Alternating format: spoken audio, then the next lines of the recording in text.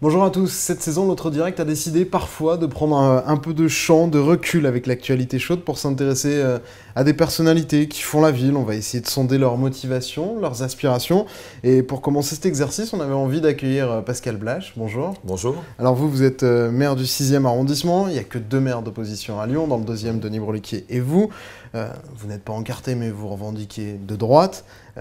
Pourtant, on vous entend assez peu critiquer Gérard Collomb. C'est un choix, une démarche, ou est-ce que c'est parce que Gérard Collomb est un bon maire? Non, c'est pas ni un choix ni une démarche. Je critique pas quand j'ai besoin de travailler en collaboration avec la ville, parce que quand on est maire, on est élu pour réaliser des choses.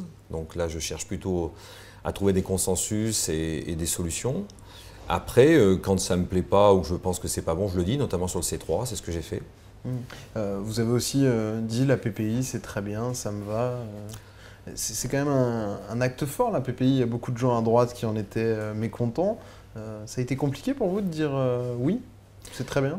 Ah non, non, non, ça n'a pas été compliqué. On avait fait un programme pendant les élections. Dans ce programme, il y avait un certain nombre de points. Il y a un certain nombre de points qui ont été repris dans le cadre de la PPI. Donc j'ai dit que j'étais satisfait sur ces choix. Maintenant, je suis satisfait sur la déclaration d'intention. J'ai aussi fait savoir qu'au-delà de la déclaration d'intention, il fallait maintenant qu'on passe au planning, à la réalisation et au budget final. Et par contre, ce qui commence tout de suite, c'est finalement C3, ce qui vous va pas. Ben, C3, ce n'était pas dans mon plan de mandat. C3, c'est pas que ça ne me va pas. Je suis bien conscient que cette ligne n'est pas idéalement structurée pour le flux de voyageurs.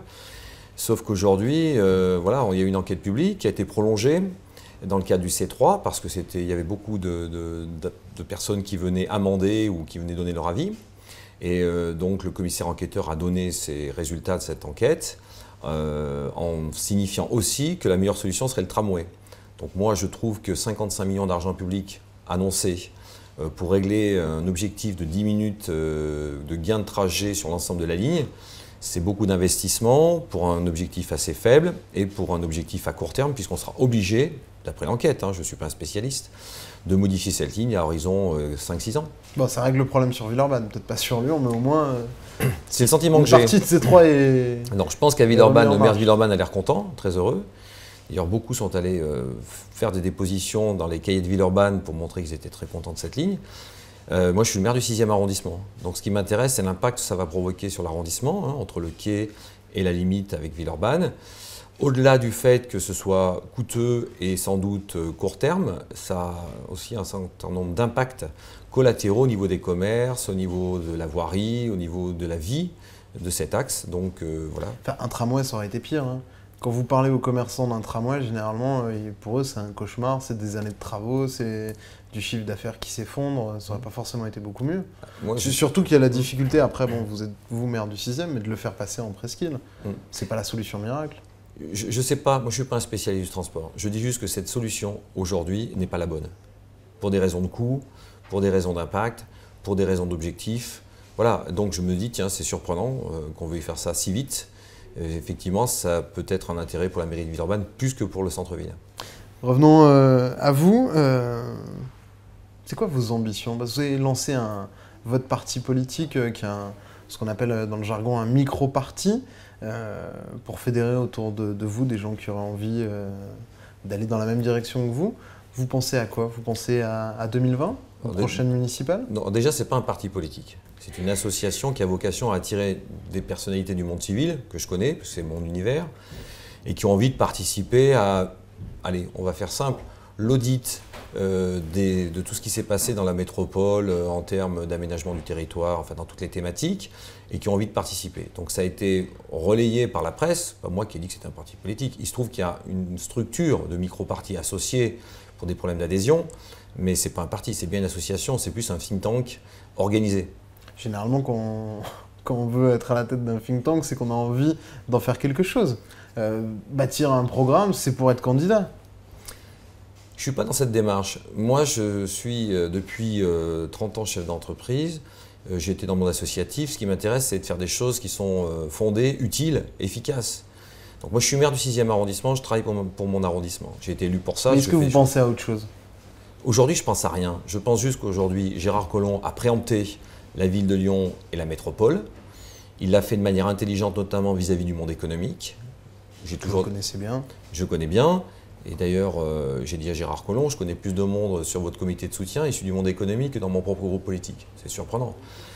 Parce qu'il savait qu'il fallait s'adosser le monde économique pour faire progresser son territoire.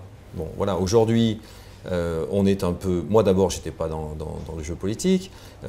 Et aujourd'hui, je pense qu'on est dans une situation, il faut quand même faire un petit stop and go, voir ce qui a été bien réalisé, voir ce qui n'a pas été bien réalisé, et voir quels sont les impacts pour les 10 à 15 ans qui viennent.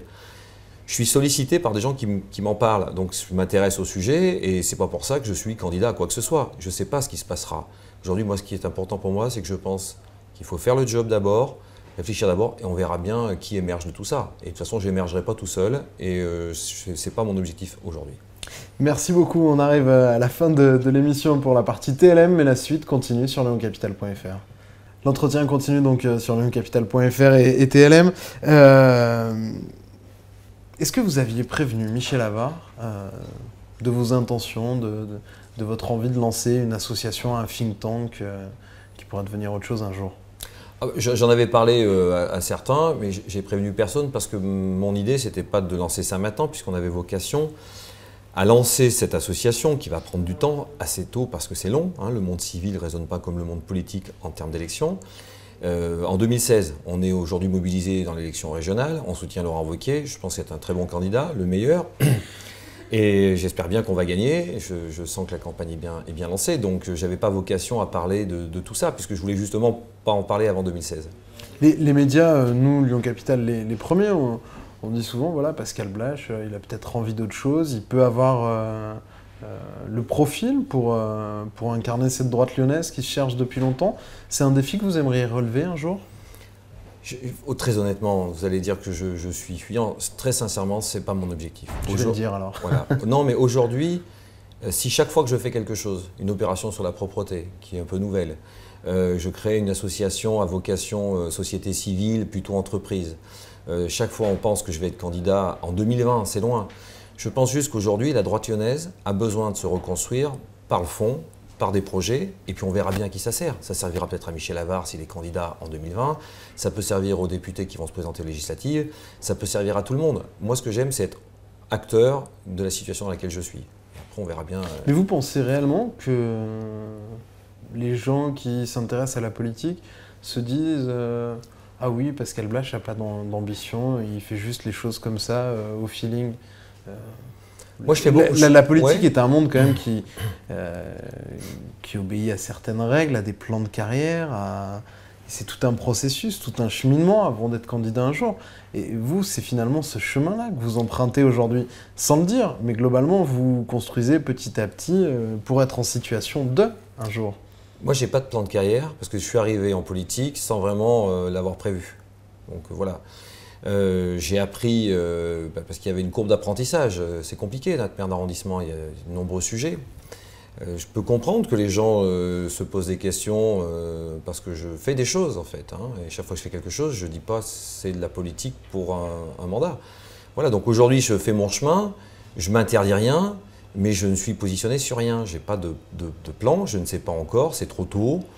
On a d'autres échéances, je fais partie d'un groupe que je soutiens, voilà, je suis là et pas ailleurs. Le groupe que vous soutenez, celui de Michel Havard, pour vous, c'est toujours lui le leader de la droite lyonnaise ? Mais Michel Havard, d'abord je lui parle régulièrement, Michel n'est pas contesté du tout en tant que président du groupe EPL à la ville de Lyon. C'est la presse qui se fait les gorges chaudes d'une pseudo-rivalité. Voilà, donc aujourd'hui, il n'est pas contesté là. Parce que vous lui devez votre place. Hein, exactement. C'est lui qui vous a mis sûr. à la tête du 6e arrondissement pendant la campagne, puis après la campagne. Il pourrait aussi vous le retirer. Bah, je sais pas. Votre conseil municipal, votre conseil d'arrondissement. Oui, enfin, moi je parle avec lui. Vous n'avez pas toute liberté quand même. Je parle avec lui régulièrement. On s'explique de ces situations qui sont dans la presse. Michel m'avait proposé d'être sur cette liste du 6e, c'est lui qui me l'a proposé. Je suis élu maire, j'essaie de faire au mieux possible mon job de maire. Hein. On est élu pour faire des choses pour les gens qui ont voté pour nous. Maintenant, je n'ai pas de problème. Posez-lui la question, je pense qu'il vous répondra comme moi. Je n'ai pas de problème avec Michel Havard, aucun. Il est président du groupe, il n'est pas contesté et pas par moi. C'est quand même difficile d'exister quand on est un maire d'opposition. Vos prédécesseurs ont vu les limites de l'exercice. Vous, c'est quoi votre méthode pour arriver à exister ? des opérations un peu coup de poing comme vous avez fait sur la propreté, finalement d'essayer de montrer aux gens qu'on s'intéresse à un trottoir propre, c'est ça le job d'un maire d'arrondissement? Bah déjà, il faut voir la situation. Avec cette loi PLM, les arrondissements, quand il y a une mairie centrale d'opposition, c'est compliqué. C'est plus compliqué, il faut être clair. Après, moi je discute avec des adjoints de la mairie centrale avec qui j'ai des relations techniques, pratiques, pragmatiques. On essaie de faire avancer les projets, y compris pour le 6e arrondissement, qui fait bien partie de la ville de Lyon. Partant de là, j'essaie de faire avancer les projets en discutant avec eux. Et puis voilà, il n'y a pas de... Enfin, moi, je vois ça de manière très pragmatique. Je pense que les gens en ont un peu marre de voir le monde politique être segmentant, critiquer ce qui peut être bien, pas pour des raisons politiques, ou aller dans le sens d'histoires qui ne sont pas, à mon avis, dans le bon sens. Voilà, donc moi, c'est pas ma méthode, c'est pas mon ADN, je ne sais pas faire ça, je sais bien où je suis. La seule chose qui m'intéresse, et c'est ce qui a dicté ma vie depuis toujours, j'aime faire des choses, j'aime réaliser des choses et j'aime faire avancer les choses, point. Gérard Collomb, sa politique à la ville de Lyon, à la métropole, est-ce que vous la trouvez cohérente? Est-ce que vous serez prêt à la suivre? Aujourd'hui, c'est ce que vous faites sur votre arrondissement d'une certaine manière. Bah, pas tellement. Quand je fais une opération propreté, c'est pour bien montrer à la métropole qu'il y a notre structure de back-office sur l'entretien, qu'on demande un effort aux habitants pour mieux entretenir leur arrondissement, en contrepartie de quoi il y a des mauvais signaux.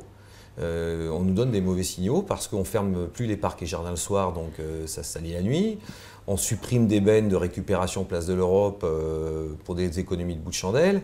Voilà, moi je fais ça pour montrer qu'en fait, je veux bien faire un effort, mais il faut bien qu'il y ait une contrepartie. Moi je suis toujours partisan, pour tout, de quelle est la contrepartie. Et là, vous aurez laquelle?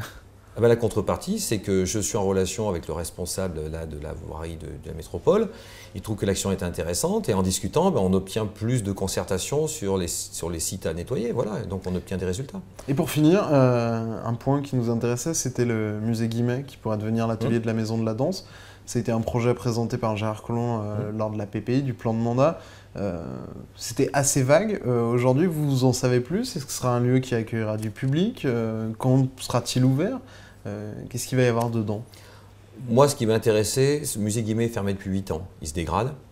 Il y a de nombreuses plaintes ou de contestations des habitants en disant qu'est-ce qu'on va faire de ce musée qui est fermé. Il y a beaucoup de projets. Il y avait beaucoup de projets sur ce musée Guimet. On ne trouvait pas vraiment le bon. Moi, j'ai trouvé que la proposition de créer l'atelier de la danse dans ce lieu-là, qui était donc un lieu culturel, c'était une bonne idée. Je n'ai pas plus de détails. C'est ce que je vous disais sur la PPI.